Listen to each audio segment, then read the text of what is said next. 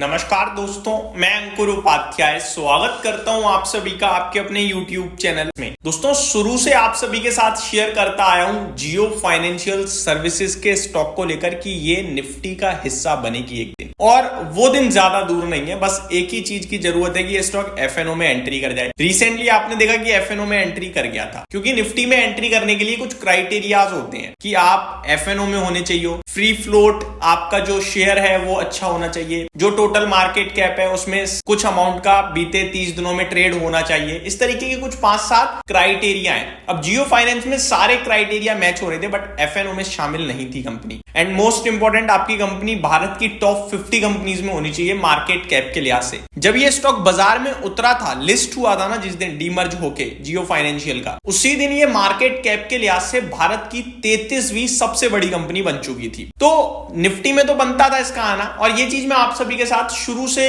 कहता आया हूं। अब फाइनली कल अनाउंसमेंट आते हुए दिख रही है कि निफ्टी की रिसेंट दोबारा से रीबैलेंसिंग आप कहते हैं, उसमें 2 स्टॉक्स निफ्टी में एंटर करने जा रहे हैं और 2 स्टॉक निफ्टी से बाहर होंगे। अब ऑब्वियस है, निफ्टी में तो 50 शेयर्स ही हो सकते हैं, तो करंट 50 शेयर्स जो हैं उनमें से 2 बाहर निकलेंगे और Jio financial services and Zomato Nifty में शामिल होते हुए दिखेंगे। इससे कितना पॉजिटिविटी आएगी इन स्टॉक्स में, और जो 2 शेयर्स बाहर हो रहे हैं उनके इन्वेस्टर्स क्या करें, इसके बारे में इस वीडियो में मैं आप सभी के साथ डिटेल में बात करने जा रहा हूं। तो शुरू करते हैं दोस्तों। सबसे पहले जोमैटो और जियो फाइनेंशियल सर्विसेज की एंट्री हो रही है निफ्टी में, और एग्जिट हो रही है भारत पेट्रोलियम कॉर्पोरेशन की यानी बीपीसीएल की एंड ब्रिटानिया इंडस्ट्रीज की। दोस्तों, ये मेरे लिए बड़ा झटका था, क्योंकि Britannia industries one of my favourite FMCG company, और आई थिंक जो हमारे साथ जुड़े हुए उन्हें पता होगा, मैंने हमेशा एफएमसीजी में अगर किसी पे सबसे ज्यादा कॉन्फिडेंस दिया तो वो ब्रिटानिया पे ही दिया है, एंड पैसा भी बनाया उस स्टॉक ने। लेकिन अभी फाइनली वो स्टॉक बाहर हो रहा है निफ्टी से, तो भारत की टॉप 50 कंपनीज में से बाहर हो रहा है। ये थोड़ा सा था। एक बार डिटेल समझते हैं दोस्तों।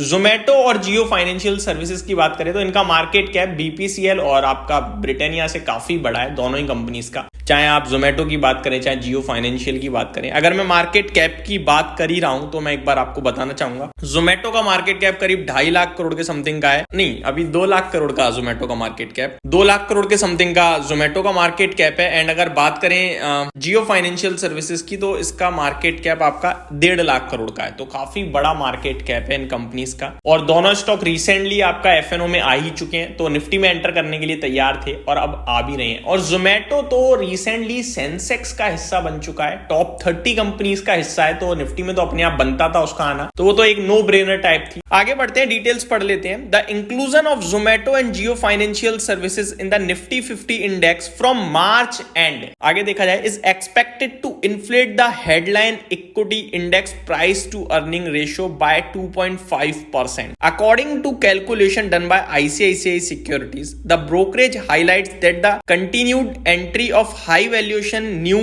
age stock into benchmark index has been a key driver of its elevated valuation metric in recent year. ICICI Securities ने एक रिपोर्ट निकाली है। वो कह रहे हैं कि जो न्यू एज कंपनी, जो हाई वैल्यूएशन कंपनी निफ्टी में एंटर कर रही है, ये निफ्टी के वैल्यूएशंस को एवरेजली महंगा कर रही है। अब देखो, ब्रिटानिया और बीपीसीएल बेचारा 4-5 के पीई पे ट्रेड करता है। आई थिंक मैं गलत हो सकता हूं, लेकिन इसी के आसपास है। और ब्रिटानिया करीब 50-55 के पीई पे ट्रेड करता है। जोमैटो की बात करूं तो ये 200 के ऊपर पीई पे मिलेगा आपको, और जियो फाइनेंशियल करीब 100 के पीई के आसपास है। तो ये दोनों हाई पीई स्टॉक हैं, ये घुसेंगे और लो पीई बाहर होंगे। तो निफ्टी की जो 50 कंपनीज का एवरेज पीई है उनको ये बढ़ाने का काम करेंगी, क्योंकि हाई पीई स्टॉक्स हैं, तो निफ्टी का पीई भी महंगा होगा। तो ये कहीं ना कहीं जो हम लोग ऊपर से देख के कहते हैं कि निफ्टी अपने एवरेज मीडियन पीई से महंगा है, वो इसलिए क्योंकि आप नई कंपनियों को घुसेड़ रहे हो जो हाई वैल्यूएशंस पे ट्रेड करती हैं। इन्हें करेक्ट कर दो, वो भी सस्ती हो जाएंगी, राइट। तो ये भी एक बड़ा बिल्कुल सही रिपोर्ट है, आई थिंक आईसीआईसीआई सिक्योरिटीज की आंख खोल देने वाली रिपोर्ट है ये। बट क्या करें, मार्केट को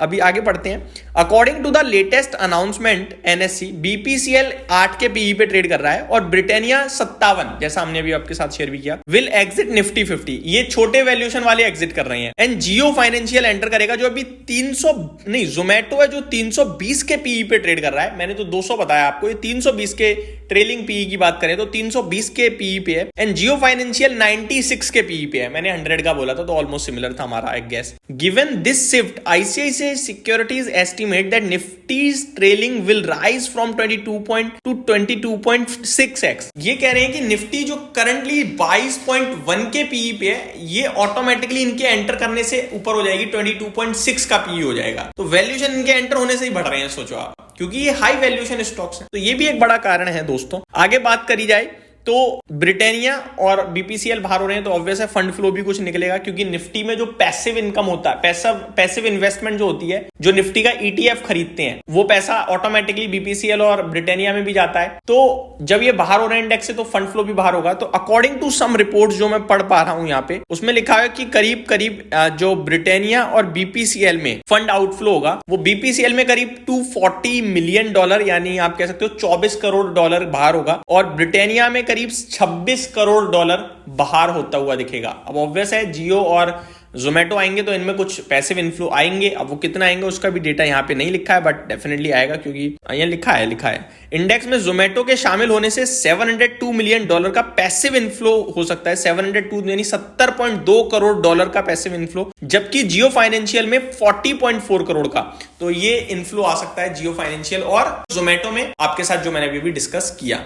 तो ये एक अपडेट थी दोस्तों। निफ्टी में कुछ बड़े बदलाव होते हुए दिख रहे हैं, जिनके बारे में मैंने आपके साथ डिटेल में शेयर किया। उम्मीद करता हूँ ये डिटेल्स पसंद आई होंगी, वीडियो अच्छी लगी होगी। Thank you so much for watching this video. जय हिंद दोस्तों।